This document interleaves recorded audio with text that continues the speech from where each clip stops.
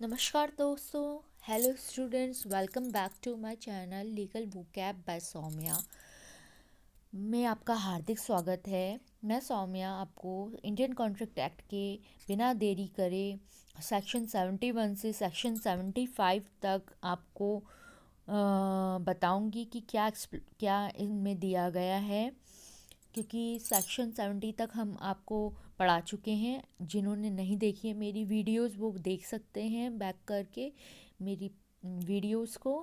और पसंद आए तो प्लीज़ लाइक शेयर कमेंट ज़रूर करिएगा। तो चलिए बिना देरी करे स्टार्ट करते हैं। सेक्शन 71 क्या कहता है? Section 71 responsibility of finder of goods, मतलब एक पर्सन है जिसको मिलता है who finds goods belonging to another and takes them into his custody is subject to the same responsibility as a bailey। बेली की तरह उसे रिस्पॉन्सिबिलिटी मिलेगी। मतलब अगर एक पर्सन को गुड मिलते हैं कहीं से जो कि उसका नहीं होके दूसरे का है और उसको वो अपनी कस्टडी में ले लेता है, तो उसकी सेम रिस्पॉन्सिबिलिटी होगी जो बेली की होगी। आई होप ये क्लियर हो गया होगा। Section 72, liability of person to whom money is paid और थिंग डिलीवर्ड बाय मिस्टेक और अंडर कोअर्जन, मतलब उस पर्सन की लाइबिलिटी जिसको मनी दिया गया है या थिंग डिलीवर की गई है मिस्टेक से या कोअर्जन, कोअर्जन मतलब फोर्सफुली। तो सेक्शन 72 क्या कह रहा है?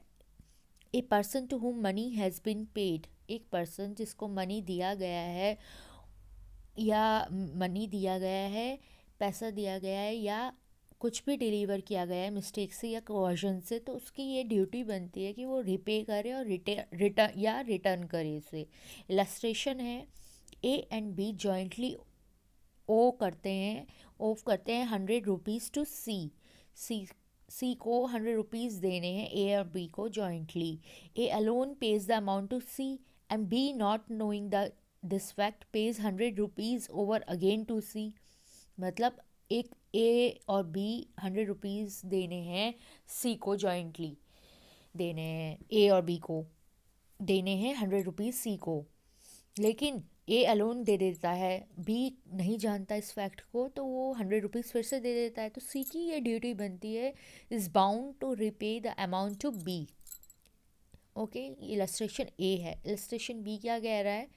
A railway company refuses to deliver up certain goods to the consignee, मतलब एक रेलवे कंपनी है वो रिफ्यूज़ करती है to deliver up certain goods to the consignee को, except upon the payment of an illegal charge for, अगर illegal charge है उसकी पेमेंट की करनी है, उसके एक्सेप्शन है वो। For carriage the consignee pays the sum charged in order to obtain the goods, he is entitled to recover so much of the charge as was illegally excessive. तो वो एंटाइटल होगा, consignee pays the sum charged in order to obtain the goods, तो जो consignee है उस वो untitled होगा कि रिकवर कर सके वो चार्ज को as was illegally excessive. Clear?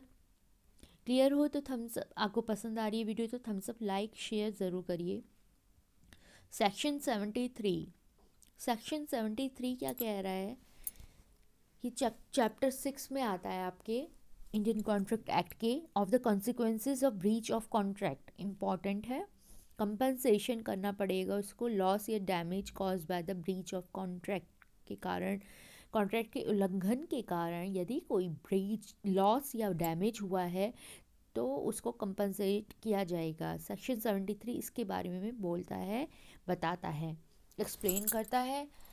ये बताता है कि वह कॉन्ट्रैक्ट जब तोड़ा गया, ब्रोकन किया, हैज़ बीन ब्रोकन, जो पार्टी थी सफ़र किए by such breach is entitled to receive from the party who has broken the contract.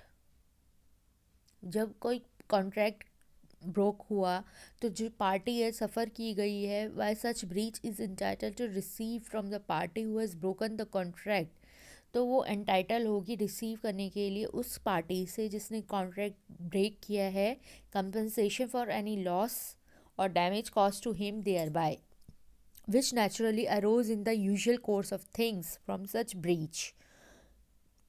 से उठते हैं। ऐसे ब्रीच उल्लंघन से किए गए कोई भी चीज़ें जो आमतौर पे होती हैं, लॉस या डैमेज हुई गई है, हो गया है, ब्रोक, तो वो पार्टी जिसने तोड़ा है वो उसको पार्टी को देगी जिस जो कि अनटाइटल था रिसीव करने के लिए, उसको कंपनसेट दे करेगी। और which the parties knew when they made the contract to be likely to result from the breach of it, और या करने वाले होंगे, और to be likely to result from the breach when they made the, और which the parties new, और या फिर पार्टीज़ को पता होता है कि जब वो कॉन्ट्रैक्ट ऐसा करती है किस कॉन्ट्रैक्ट को, तो लाइकली टू ब्रीफ जो भी कंपनसेट करना होगा वो करेगी ऐसे ब्रीच करने पे। Such compensation is not to be given for any remote and indirect loss or damage sustained by reason of the breach. ऐसा कंपनसेशन ये तब नहीं दिया गया जब जाएगा जबकि ये रिमोट हो या इनडायरेक्ट लॉस और डैमेज हो sustain by the reason of the breach, तो कंपनसेशन इस केस में नहीं दिया जाएगा। समझ में आ रहा है तो प्लीज़ थम्स अप और लाइक ज़रूर करते रहिए और क्वेश्चन पूछते रहिए। मुझसे आशा है मुझे आपके क्वेश्चंस को सॉल्व कराने में बहुत ही खुशी होगी।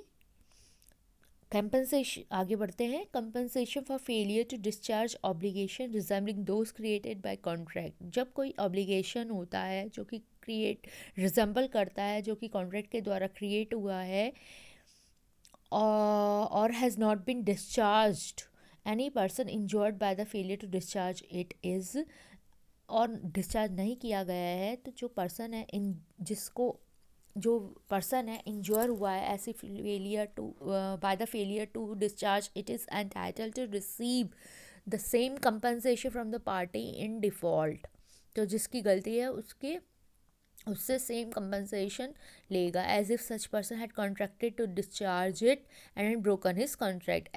उसे ऐसा किया जाए समझा जाएगा कि जो पर्सन है उसने कॉन्ट्रैक्ट किया था डिस्चार्ज करने के लिए और उसने अब ये ब्रेक कर दिया है, had broken his contract.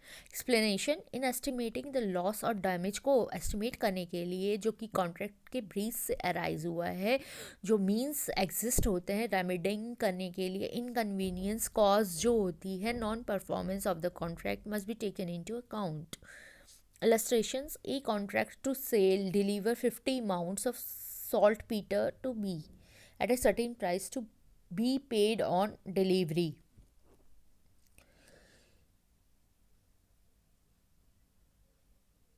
Entitled to receive from A breaks his promise. B is entitled to receive from A by way of compensation the sum, if any, by which the contract price falls short of the price for which B might have obtained 50 mounts of saltpeter of like quality at the time when the saltpeter ought to have been delivered.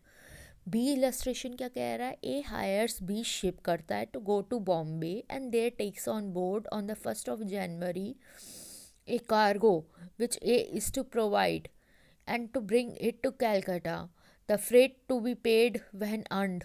B's ship does not go to Bombay, but A has opportunities for procuring suitable conveyance for the cargo upon terms as advantageous as those on which he had chartered the ship. A avails himself of those opportunities but is put to trouble and expense in doing so. A is entitled to receive compensation from B in respect of such trouble and expense. I hope ये clear हो गया होगा, और ये जितने illustrations हैं आप पढ़ लीजिएगा, ये जितना पढ़ेंगे उतना ही आपको आएगा। तो अब पढ़ते हैं, आगे चलते हैं। Section 74 compensation for breach of contract where penalty stipulated for, मतलब उन ब्रीच ऑफ कॉन्ट्रैक्ट की कंपनसेशन जहाँ पे पेनल्टी का एग्रीमेंट हो रखा है। तो ऐसे सेक्शन 74 बोलता है कि जब कोई कॉन्ट्रैक्ट तोड़ा गया है तो उसका जो सम है named in the contract is the amount to be paid in case of such breach, the contract contains any stipulation, करता है कि पेनल्टी दी जाएगी या तो उसे किसी तरीके की the party complaining of the breach is entitled, whether or not actual damage or loss is proved to have been caused thereby, to receive from the party who has broken the contract reasonable compensation. उसे receive होगा, not exceeding the amount so named, और as a case में the penalty stipulated for, जितनी penalty stipulated हुई है उस agreement में उससे ज़्यादा वो कंपनसेट नहीं कर सकते, नहीं करेगा. Explanation: stipulation for increased interest from the date of default may be a stipulation by way of penalty. एक स्टिपुलेशन है जो कि इंक्रीज हुआ है, एक स्टिपुलेशन इंक्रीज इंटरेस्ट के लिए डिफ़ॉल्ट डेट से, may be stipulation by way of penalty, penalty के द्वारा ये स्टिपुलेशन होगा, may be stipulation by way of penalty. Exception: जब कोई पर्सन एंटर होता है बेल या बॉन्ड या रिकॉग्निसेंस और अदर इंस्ट्रूमेंट में सेम नेचर के under provisions of any law के या द्वारा या under orders of the central government और any state government gives any bond for the performance of any public duty, या देता है bond for the performance of any public duty और act in which the public are interested है, जिसमें public interested है, he shall be liable upon the breach of the conduct of any such instrument to pay the whole sum mention therein. ये exception होगा इसका. Explanation: अगर person कोई contract में enter होता है गवर्नमेंट से, ये ज़रूरी नहीं है कि पब्लिक ड्यूटी के लिए ही हो, और promise to do an act in which the public are interested. Illustrations: A contracts with B, ठीक है, A contracts with B to pay B ₹1000 if he fails to pay B ₹500 on a given day.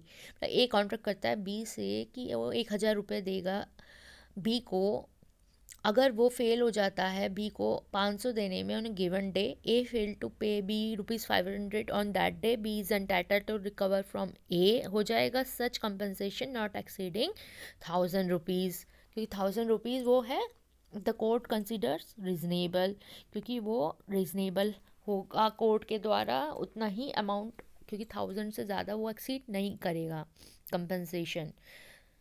फिर क्या कह रहा है, एक contract है B के साथ, अगर बी प्रैक्टिस कर रहा है as a surgeon within Calcutta, he will pay B ₹5,000. A practices as a surgeon in Calcutta. B is entitled to such compensation not exceeding to ₹5,000, क्योंकि ये एग्रीमेंट में लिखा गया है कि ₹5,000 उसे देने हैं, उससे ज़्यादा नहीं, as the court considers reasonable.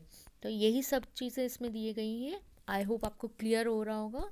अब ये लास्ट सेक्शन है इंडियन कॉन्ट्रैक्ट एक्ट का. फिर इसके बाद सेक्शन 76 से 123 आपका सेल्स ऑफ गुड्स एक्ट में स्टार्ट कराऊंगी, जो कि पहले पार्ट था इंडियन कॉन्ट्रैक्ट एक्ट का ही. Section 75 party rightfully rescinding contract entitled to compensation. मतलब क्या कह रहा है, अगर पर्सन राइटफुली रिसिंड करता है, कैंसिल करता है एक contract, is entitled to compensation for any damage which he has sustained through the non fulfilment of the contract. Illustration: एक सिंगर है, कॉन्ट्रैक्ट करता है बी से, जो कि मैनेजर है थिएटर का, to sing at his theatre.